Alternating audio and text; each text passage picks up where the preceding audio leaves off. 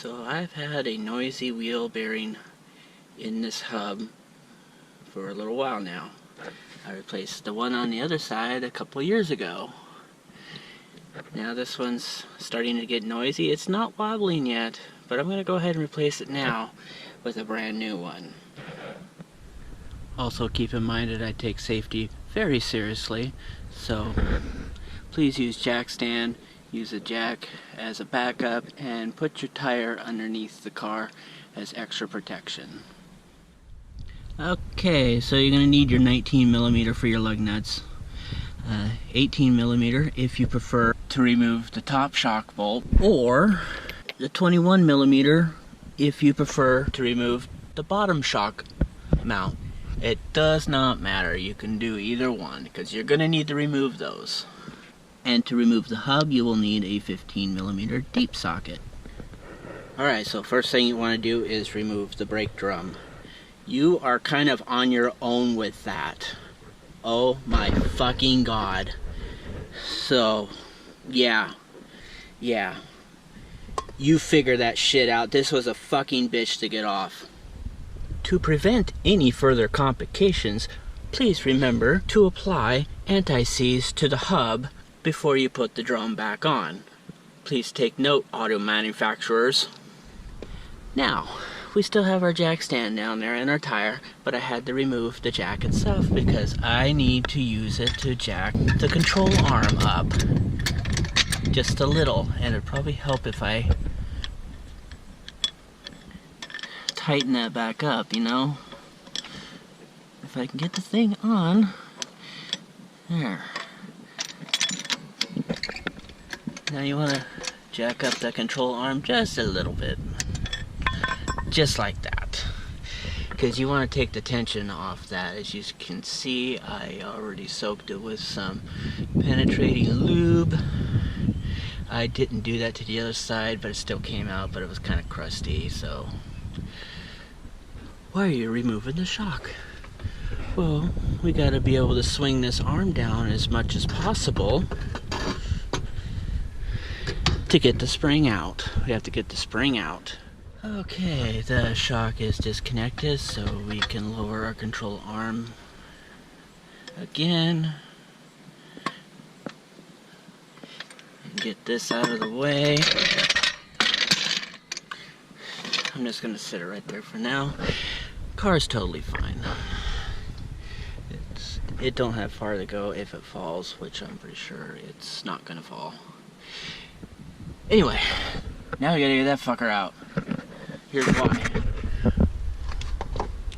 Because we need to access these nuts, and that wiring. It's almost impossible to do it when this shit's in the way, so you got to remove the spring. The box to the new wheel hub makes a perfect tripod. Now I got to wrestle this thing out. So, I remember how to do it. There we go. That part's out. And it just comes out just like that. And as you can see, it's broken. We will be installing a new spring. I've already done the other side.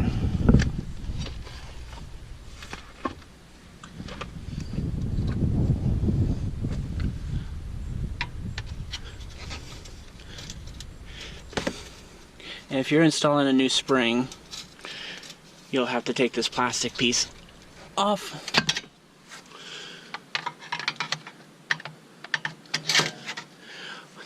Why am I recording this? This is about replacing a hub, not a fucking spring. Okay, the spring is out. Now we want to remove this wiring harness. There should be two clips on the side here. Just spread them apart.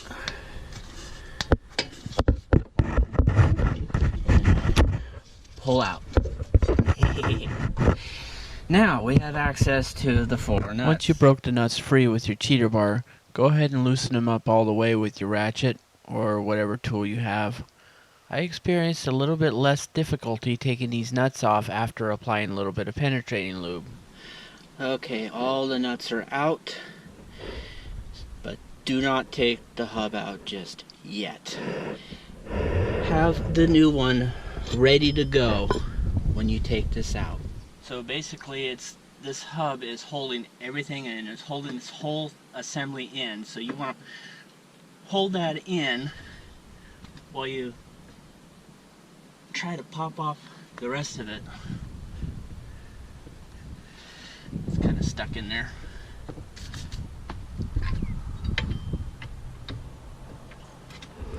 Okay, I was having a little bit of unexpected trouble here, so like I said, be careful with this whole thing here, because you don't want this whole thing coming off.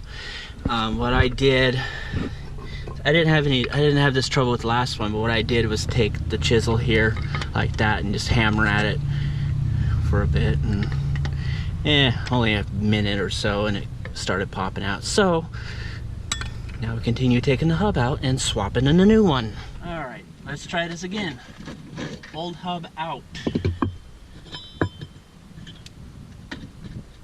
New hub in. There. Now everything stays in place. Alright, I got them all cinched up with the regular ratchet. Just snug. Now you want to torque them to 33 foot-pounds and then give these nuts another 30-degree turn. That's what it says.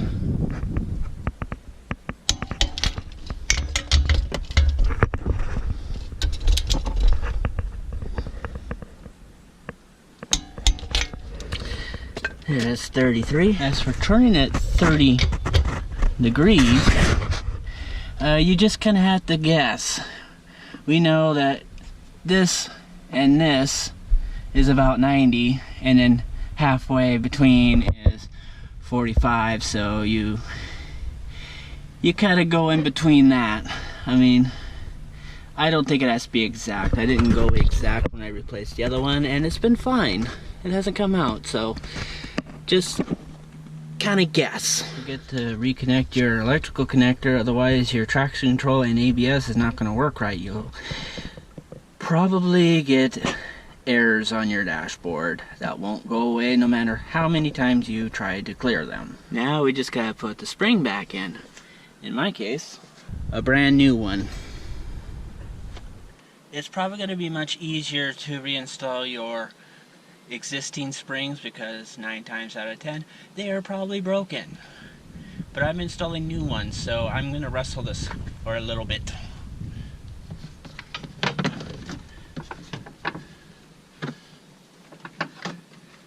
There's actually a video somebody else did on replacing the springs on these, so if you want more detailed information on how to install springs on a Cobalt, watch that video. This is how I do it. This is how I'm going to do it. Just watch your fingers.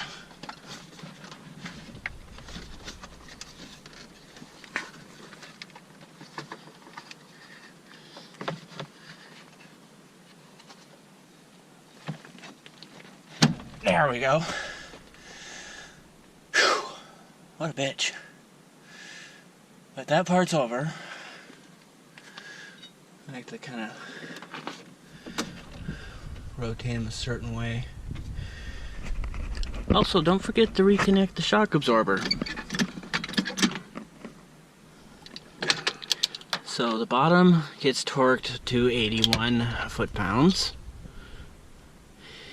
If you disconnect the top one, that one only gets torqued to 66. Let's see if we can make 81.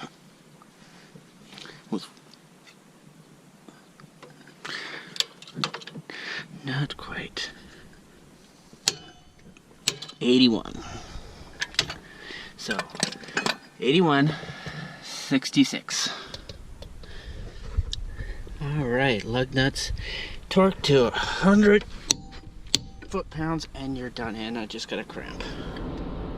So after you do any fix, just you gotta take it for a road test just to make sure you did everything right and make sure everything sounds right, is operating correctly.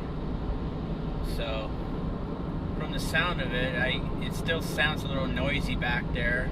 And when I was replacing the spring on the left side, it sounded, when I would rotate the hub on that side, it sounded, it kind of felt a little rough.